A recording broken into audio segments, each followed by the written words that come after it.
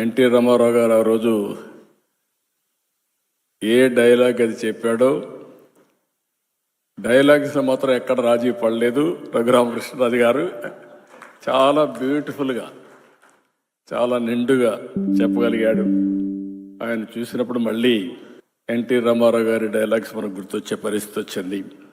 పయ్యావుల కేశవ్ గారు ఎప్పుడు కూడా ఫైనాన్స్ మినిస్టర్స్ ఏదైనా చెప్తే దానికి అడ్డంకులు పెడతా ఉంటారు. అందుకే అయ్యన్న పుత్రుడు గారు చెప్పారు, అడ్డంకులు పెట్టకుండా డబ్బులు ఇచ్చారని.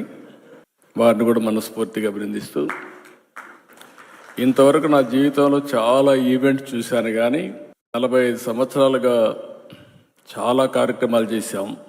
మన నాయకుడు ఎన్టీ రామారావు గారు ఉన్నప్పుడు చేశాం, అంత మునుపు చేశాం, నేను ముఖ్యమంత్రిగా చేశాను. ఈరోజు మీ టాలెంట్ చూసిన తర్వాత ఎక్స్ట్రాడినరీ పర్ఫార్మెన్స్ నా జీవితంలో ఎప్పుడూ చూడలేదు. మీకు ఇన్ని టాలెంట్స్ నాకే అర్థం కాలేదు. Mind boggling.